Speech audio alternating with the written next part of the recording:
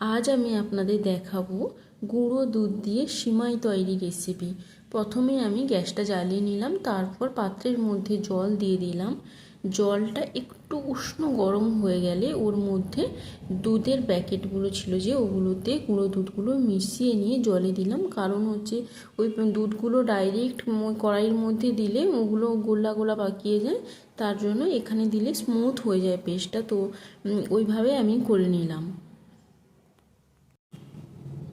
দুধটাকে ভালো করে চামচ দিয়ে নাড়িয়ে নেব যাতে গোলা গোলা না পাকিয়ে যায়। তারপর আমি আবার ওই কড়াইয়ের মধ্যে যে গরম জল ছিল ওর সঙ্গে এটা মিশিয়ে নেব। তো আমি একটু নাড়াচাড়া করে নিলাম দুধটাকে।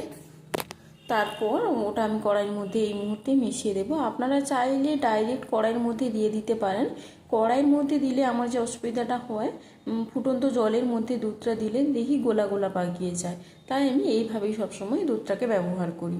আপনারা যে আপনাদের সুবিধা মতো করবেন। দুধটাকে একটু ভালো করে ফুটিয়ে নেবেন। তার মধ্যে একটু চিনি দিয়ে দিলাম, স্বাদ মতো লবণও দিয়ে দিলাম। তো দুধটাকে অনেকটা সময় বেশ ভালো করে ফুটিয়ে নেবেন। আমিও অনেকটা সময় ভালো করে ফুটিয়ে নিচ্ছি দুধটাকে।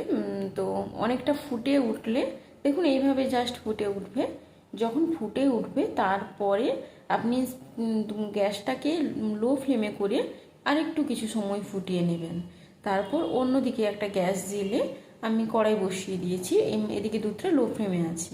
কড়াইয়ের মধ্যে আপনি হাফ চামচ পরিমাণ ঘি দেবেন অথবা সাদা তেল দেবেন। দিয়ে তারপর আপনি সিমাইটা দিয়ে দেবেন। সিমাইটা দিয়ে ননস্টপ আপনি নাড়াচাড়া করতে থাকুন, না হলে সিমাইটা কালো হয়ে যেতে পারে। আর গ্যাসের ফ্লেমটা একদম লো করে সিমাইটা ভাজবেন, না হলে আমার যেভাবে সিমাইটা কালো হয়ে গিয়েছিলো ফাইনালি, তো সেভাবে হয়ে যেতে পারে। আপনি ননস্টপ নাড়াচাড়া করুন। আর এইভাবে দেখুন বাদামি কালার চলে আসবে সিমাইটা ভাজতে ভাজতে। যখন পুরো বাদামি কালার চলে আসবে তখন গ্যাসটা বন্ধ করে দেবেন এইদিকে। তারপর আপনি ওইখানে যে ফুটন্ত দুধটা ছিল ওটা দেখবেন যদি ভালো করে ফুটে ওঠে, দুধের মধ্যে এই সিমইটা দিয়ে দেবেন। দিয়ে আপনি 30 সেকেন্ড গ্যাসটা জ্বালিয়ে রাখুন। রাখার পর আপনি একটা ঢাকনা দিয়ে চলে যান।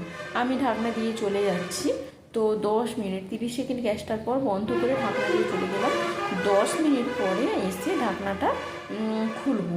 10 মিনিট পর ঢাকনাটা খুলে দেখবো, যদি হয়ে গেছে তাহলে আর গ্যাসটা জ্বালাবো না, না হলে আরেকবার গ্যাসটা জ্বালাতে হবে। দেখুন আমি 10 মিনিট পর চলে এলাম। এসে আমি সিমইটা দেখছি নেড়ে চেড়ে হয়েছে কি না।